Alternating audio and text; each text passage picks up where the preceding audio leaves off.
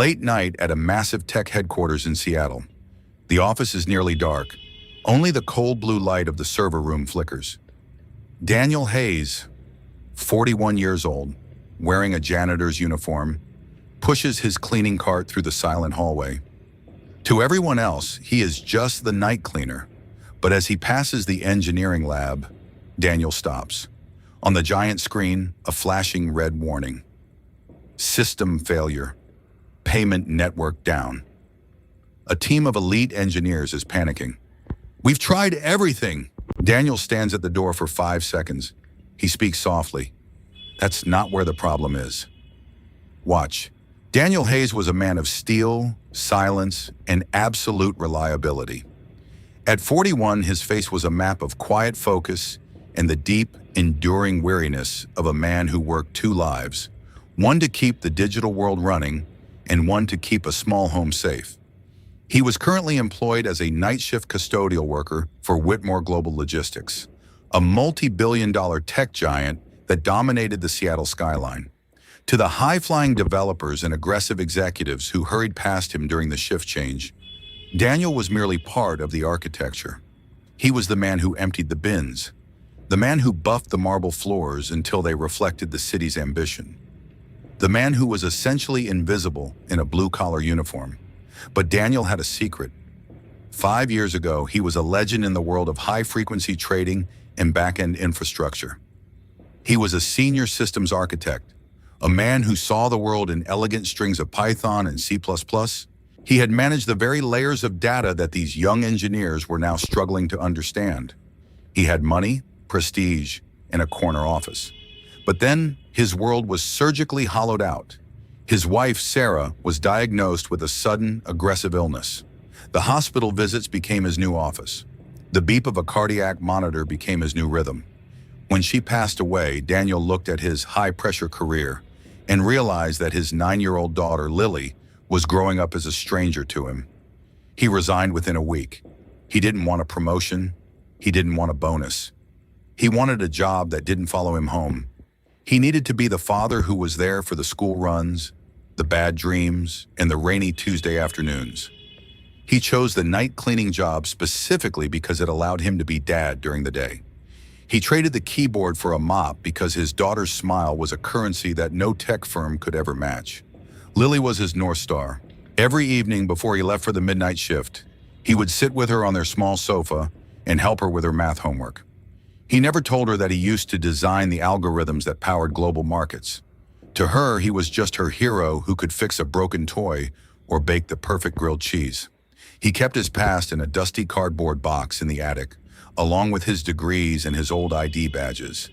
He was content with his invisibility. He enjoyed the quiet rhythm of the night shift, the way the office looked when the egos were gone and only the machines remained. Tonight, the rain was lashing against the glass walls of the 40th floor. Daniel was moving his cart toward the primary engineering hub. He noticed the atmosphere was different. Usually the floor was empty by 11 p.m., but the lights were blazing. The air smelled of burnt coffee and high-altitude stress. He saw the Wolf Pack, the elite incident response team, huddled around the main console. They were the brightest minds the company had, yet they looked like they were staring at a ghost. Daniel stood in the doorway, his hand resting on the handle of his mop. He looked at the error log scrolling across the 60-inch monitor. He saw the red text, ERR_ROUTING_CONFLICT. He saw the engineers rebooting the primary database for the 3rd time in an hour. They were treating the symptom. They were looking at the surface of the lake, unaware that the real disturbance was happening 100 feet below the water. A junior engineer, a boy in his early 20s who had probably never held a wrench in his life, looked up and saw Daniel. "Hey, pal, not now," the boy snapped, his voice sharp with frustration. "We've got a national network blackout. Get back to the lobby. We don't need the trash taken out yet." Daniel didn't get angry. He didn't move. He took a slow, grounding breath. He thought about Lily. He thought about the people whose payments were failing, the families who couldn't buy groceries tonight because the system was blind. He took a single step into the room, his heavy work boots sounding loud on the clinical tile. "You're looking at the wrong layer," Daniel said. his voice low but incredibly steady. It was the voice of a man who knew exactly what lay beneath the metal. The room went silent. The engineers turned, their faces a mixture of confusion and mockery. They were waiting for the punchline, unaware that the most powerful mind in the building was currently standing in a janitor's uniform. The tension in the engineering lab was thick enough to taste. Outside, the Seattle storm was rattling the windows, but inside, the digital storm was even more violent. The payment network for Whitmore Global was a massive, sprawling labyrinth of API calls, security gates, and legacy databases. It was the heart of the company, and right now that heart was flatlining. The Wolfpack had been working for 6 hours straight. Every minute the system was down cost the company nearly $80,000 in lost revenue and potential lawsuits. They had tried everything in the standard playbook. They had restarted the virtual machines. They had audited the security tokens. They had even attempted a full rollback to a backup from 24 hours ago. But the error persisted. It was as if the data itself had decided to stop moving.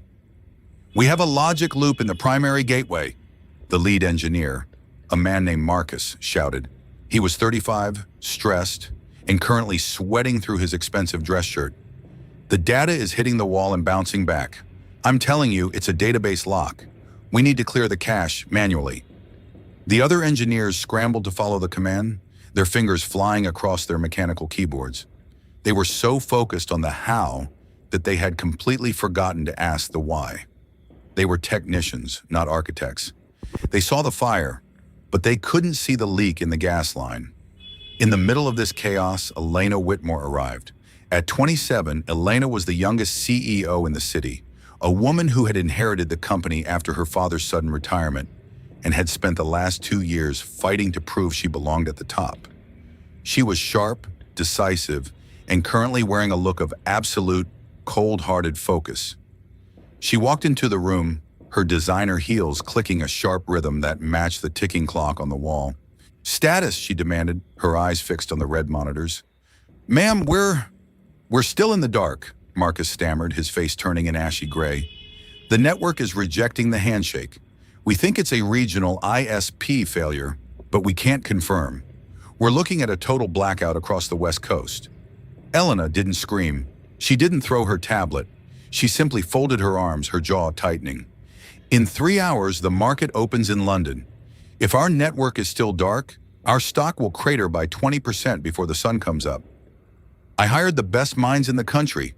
Are you telling me that a piece of software is smarter than this entire room?" The silence that followed was heavy, suffocating. No one had an answer. The Wolfpack looked at the floor. They were waiting for a miracle, but they were looking in all the wrong places. Daniel Hayes was still standing by the door. He had moved his cart to the side, but he hadn't left. He was watching the logs with the clinical eye of a master. He saw a tiny, microscopic lag in the routing tables, a 3-millisecond delay that the automated sensors were ignoring. To the experts, it was noise. To Daniel, it was a fingerprint. It was a misconfigured failover protocol he had written the original logic for a decade ago. He saw the engineers preparing to run a high-intensity diagnostic script that would likely crash the remaining server nodes. It was a desperate move, a Hail Mary that would only make the problem permanent. Daniel took another step forward. He didn't look like a genius. He looked like a man who was ready to mop the floor. But when he spoke, his voice carried a frequency that cut through the panic like a siren. "You're fixing the symptoms, not the cause," Daniel said, his voice resonant and calm. Elena Whitmore turned her head. Her eyes narrowed as she saw the man in the blue uniform. "Who is this? Why is he in the restricted area?" "He's just the night cleaner, ma'am," the junior engineer scoffed, pointing a finger at Daniel. "Hey, you! I told you to leave. This isn't a hobby. We're dealing with a national crisis. Go back to your bucket before I have security walk you out." Daniel didn't flinch. He didn't look at the engineer. He looked directly at Elena Whitmore. He saw the desperation hidden behind her Ice Queen mask. He knew she was a builder, just like her father. He decided to give her the truth, the data point she was missing. "Your failover isn't triggering because the heartbeat monitor thinks the network is still healthy," Daniel stated, his tone clinical and authoritative. "But the routing layer is trapped in an infinite queue, You're trying to clear the house while the front door is locked from the inside. If you run that diagnostic script, you're going to brick the entire infrastructure." The room went deathly silent. The engineers looked at each other, then at the cleaner. The logic was too precise to be ignored. It was a diagnosis that required a level of understanding that wasn't in their manuals. Elena stepped toward him, her heels silent on the carpet now. She looked at the oil on his collar and then at the sharp, intelligent clarity in his eyes. "How do you know about failover protocols?" Elena asked, her voice dropping to a whisper. "I spend a lot of time watching the screens while I'm polishing the glass," Daniel replied with a faint, tired smile. "You learn a lot about a system when you see it at 3 in the morning, when it thinks no one is looking." Elena Whitmore stared at the man in the janitor's uniform for a long, agonizing heartbeat. She looked at Marcus, her lead engineer, who was currently gaping like a fish. She looked at the monitors, where the red text was pulsing like a warning light on a sinking ship. She was a woman of logic, and right now the logic said that the man with the mop knew more than the men with the degrees. "Marcus," Elena said, her voice like a shard of ice, "is what he's saying possible?" Marcus looked at his screen, his fingers trembling as he pulled up the routing table Daniel had mentioned. He zoomed in on the timestamps. He counted the milliseconds. His face went from pale to ghostly white. "Wait, he's right. The delay, it started 4 minutes before the crash. The heartbeat sensor was lagging by exactly 3.2 milliseconds. The system thinks it's alive, but it's just a ghost of the last successful packet." The room erupted into a low, frantic murmur. The engineers began to run a cross-check. They were realizing that their fix would have been a catastrophic mistake. They were realizing that they had been blind. "This is restricted access," the junior engineer said, trying to regain his dignity. "Ma'am, we can't let him touch the terminals. He's not cleared for this. He could be a security risk. For all we know, he could have triggered the crash himself." Daniel didn't respond to the accusation. He simply pointed to the scrolling log on the secondary monitor. "Look at the IP origin for the Q spike. It's an internal loop from the legacy billing node. It was an automated update that triggered a conflict with the new API. You don't need a security clearance to see that a house is on fire when the smoke is coming out of the windows." Daniel turned to leave, grabbing his cart. "Good luck with the reboot. I've got the lobby windows to finish before the sun comes up." "Wait," Elena commanded. It wasn't a request. It was a gavel hitting a desk. She walked straight up to Daniel, standing inches from his cart. "You aren't going anywhere. You just diagnosed a problem that 12 of my best engineers missed for 6 hours. I don't care about the uniform. I care about the solution. Tell us exactly how to fix it." Daniel looked at the clock. 2:15 a.m. Lily would be waking up in 4 hours. He didn't want to be a hero. He didn't want a promotion. He just wanted the system to work so he could go home. He looked at the wolf pack. They were watching him with a mixture of awe and resentment. They were the best, yet they were now taking orders from the man who emptied their trash. "I won't touch your machines," Daniel said, his voice firm, "but I will guide you.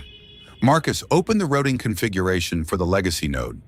You need to manually terminate the queue and reset the failover triggers to an absolute zero state. Do not use the automated script. You have to do it through the command line." For the next hour, the engineering lab was transformed into a classroom. Daniel didn't sit in the chairs. He stood by the whiteboard, using a dry erase marker to sketch out the logical architecture of the routing layer. He spoke with a level of authority and precision that made the engineers realize they were in the presence of a master. He explained the why behind every command. He showed them how to bypass the ghost packet conflict without losing the transaction data. Elena watched him from the corner of the room. She noticed the way he moved, the way he didn't even have to look at the screen to know what the next error code would be. She saw the grease on his hands and the way he checked his cheap watch every 10 minutes. She realized that Daniel Hayes wasn't just a smart cleaner. He was an architect who had been hiding in plain sight. "Who are you, really?" Elena asked as the final reset sequence began. Daniel kept his eyes on the progress bar. "I'm the guy who keeps your floors clean, Miss Whitmore. That's all the company needs to know." "No," Elena countered, stepping closer. "The company needs to know why a man who understands the backbone of our infrastructure is carrying a mop." My father always told me that talent is the only true currency. Right now, you're the richest man in the building. The final progress bar reached 100%. The red warning lights on the giant monitor flickered, then turned a steady, beautiful, healthy green. System stabilized, the computer announced in its calm digital voice. Jiaodich Zhang Hot Zhong Tro Lai, a technician shouted, his voice cracking with relief. The London market just opened, and the network is at 100% capacity?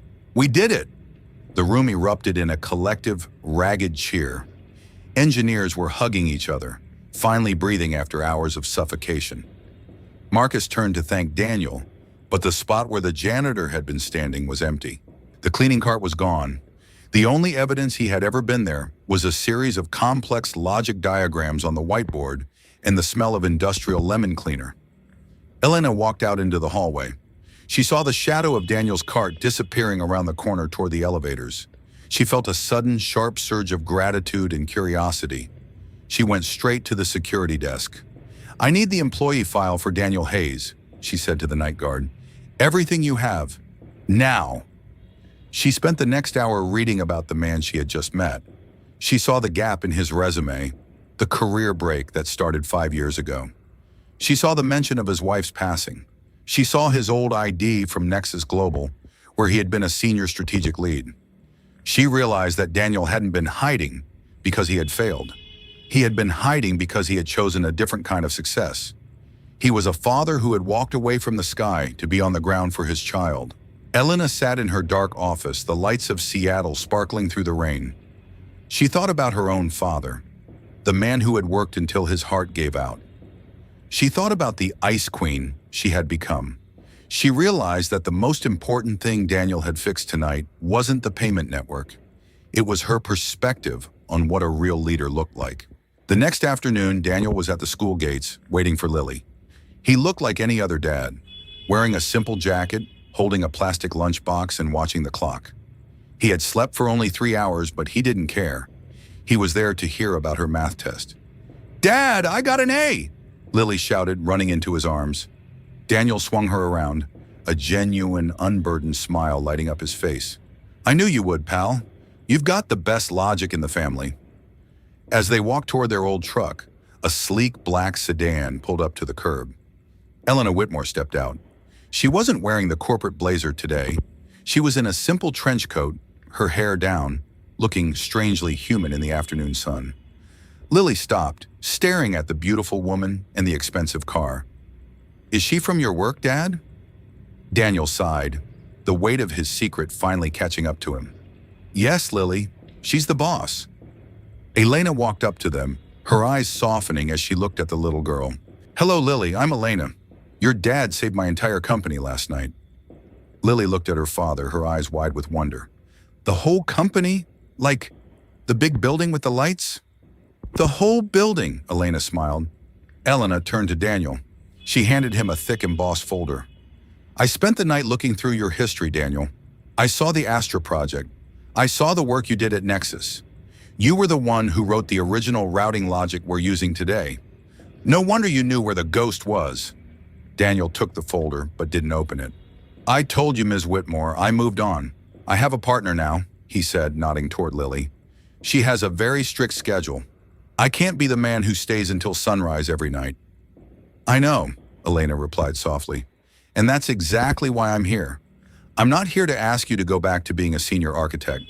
I'm here to offer you a new role, Chief of Operational Integrity and Family Balance." Daniel blinked. "That's not a real job title."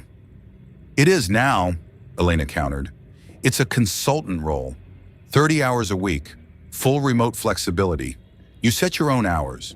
Your only job is to watch our blind spots and mentor the young engineers so they stop looking at the wrong layers. And in return, the company will provide a full educational trust for Lily. Any university, any city, anywhere in the world." Daniel looked at the folder, then at Lily, who was clutching his hand. He realized that Elena wasn't trying to buy him back into the race. She was trying to build a bridge for him. She was acknowledging that his value as a father was just as important as his value as a genius. "Why me?" Daniel asked. You could hire a dozen consultants from the big firms. Because those consultants don't know the smell of a warehouse floor, Elena said, a genuine respect in her eyes. And they don't know how to choose a daughter over a dividend. I want people in my company who have a heart, Daniel. Not just a brain. You're the only person who reminded me that our infrastructure is made of people, not just servers. Daniel was silent for a long time. He thought about the dusty box in the attic. He thought about the nights he spent polishing marble. He realized that his invisibility was over, but his presence at home was now permanent. I'll take the job, Daniel said, offering a firm handshake, but only if I can still wear my old jacket to the morning briefings. It reminds me of the foundation. Elena laughed, a rich, warm sound. Deal. The following Monday, the atmosphere at Whitmore Global was fundamentally different. There was no internal memo about a new executive hire. There was no press release. But a man in a simple jacket and clean trousers was sitting in the back of the morning strategy meeting. The wolf pack was there, along with the VPs and directors. Elena was at the head of the table. When the conversation turned toward the next phase of expansion, the lead engineer, Marcus, paused. He didn't look at the CEO. He looked at the man in the back. What do you think, Daniel? Is the load balance stable enough for a surge? Daniel didn't stand up. He didn't make a speech. He simply adjusted his glasses and looked at the map. You're still looking at the volume, Marcus. Look at the latency between the nodes. If you don't adjust the cache sync, you're going to create another ghost in the machine. The room went quiet. The VPs looked at each other, confused.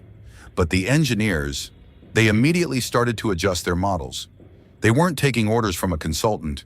They were taking lessons from a master. Daniel finished his work by 2:30 p.m. He closed his laptop, gave Elena a respectful nod, and walked toward the elevators. As he passed the cleaning crew in the lobby, he stopped to say hello to the new night shift lead. The marble looks good tonight, Bill, Daniel smiled. Thanks, Mr. Hayes, the man replied. I heard you used to do this? I did, Daniel said, his eyes reflecting the late afternoon sun. It's a good way to see the truth of a building. As Daniel walked out into the Seattle air, he felt a profound sense of peace. He was no longer a nobody in a blue-collar uniform, and he was no longer a somebody in a glass tower. He was just a father. He was a hero to exactly one person, and that was more than enough. He reached the school gates at exactly 3 p.m. Lily was there, waving her new drawing, a picture of a big building with a tiny dad at the top, holding a giant mop that looked like a magical scepter. At the bottom of the page in her neat 9-year-old handwriting were the words, My dad fixes the ghosties in the machines. He always comes home for dinner. True value isn't found in a title or a bank account. It's found in the courage to be seen for who you are and the wisdom to know what actually matters. Daniel Hayes was home, and for the first time in 5 years, the system was perfectly stable. True talent does not require a title, and real leadership is found in the quiet integrity of our choices. Never underestimate the person standing in the shadows. They might be the only one who truly understands the foundation holding everything up. Success is not a destination at the top of a tower. It is the peace of mind found in being there for the people we love. If you believe that true talent doesn't need a title, subscribe for more stories like this. And tell me in the comments, have you ever seen someone underestimated prove everyone wrong?